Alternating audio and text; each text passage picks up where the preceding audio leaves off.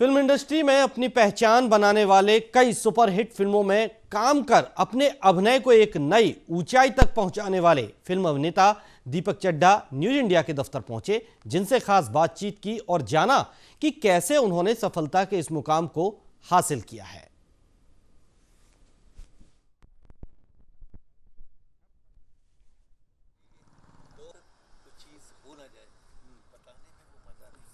सूरज निकलेगा क्योंकि मेरी एक फिल्म बहुत सुपर डुपर हिट हुई गिनीवर सनी। हाँ, मुलाकात करते हैं सर। खन्ना साहब को भी लेके आइए, घुमाइए। नमस्कार, आप देख रहे हैं न्यूज इंडिया और आपके साथ मैं हूं भानु दीक्षित।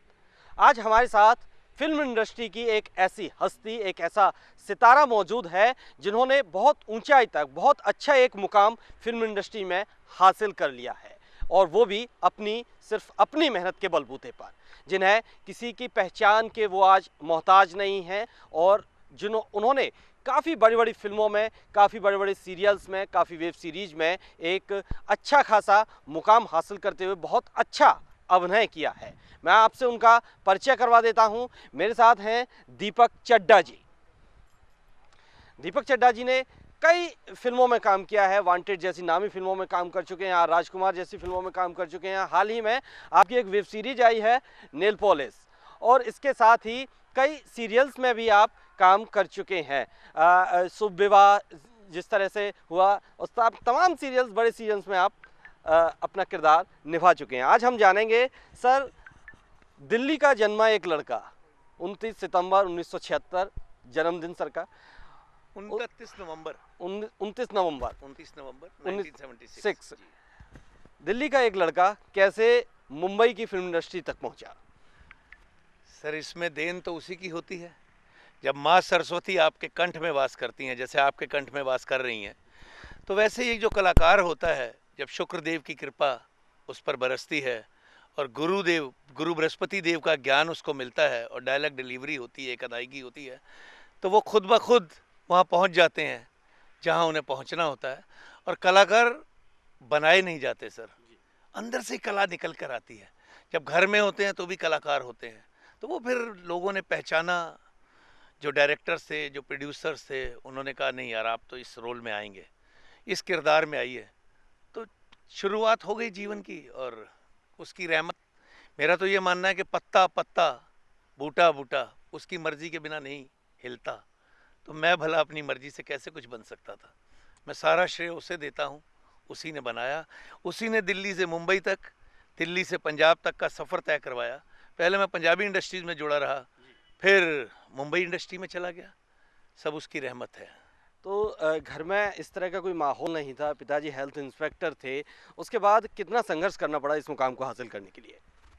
संघर्ष तो बहुत करना पड़ा जी। आज की तरह उस वक्त सुविधाएं नहीं थी। उस वक्त मुझे याद है, लोकल ट्रेनों में भी सोए, पीजी में भी रहे, चौल में भी रहे, और मैं तो शायद कुछ दिन या कुछ महीने जो मुझे याद पड़ते हैं, झोपड़पट्टी में भी रहा। लेकिन फिर बस वही है कि उसकी रहमत थी, और हीरे की परख जौहरी को होती है। और जिस तरह जयपुर में नगीनों के जौहरी बैठे हैं, वैसे ही मुंबई में कलाकारों के जौहरी बैठे हैं, जो कलाकार को पहचानते हैं और फिर उन्हें मौका देते हैं। बाकी तो पूरी पब्लिक का प्यार होता है। हम जब किसी भी किरदार में आते हैं और लोग लाइक करते हैं, फिर वही किरदार मिलते जाते हैं। मुझे आज भी याद है, मेरा ये रिश्ता क्या कहलाता है एज एन इंस्पेक्टर शुरू हुआ, इतना पसंद किया गया वो किरदार। उसके बाद मैं बिदाई, चांद छुपा बादल में, गुनाहों का देवता, देवी, हवन, बहुत सारे serial as a police inspector ही करता रहा मैं। फिर उसके बाद एक सीरियल आया हम सफ़र, उसमें मुझे एक मुस्लिम किरदार रहमान का नेगेटिव रोल मिला, फिर मैं वही करता रहा, उसी तरह के किरदार मिलते रहे।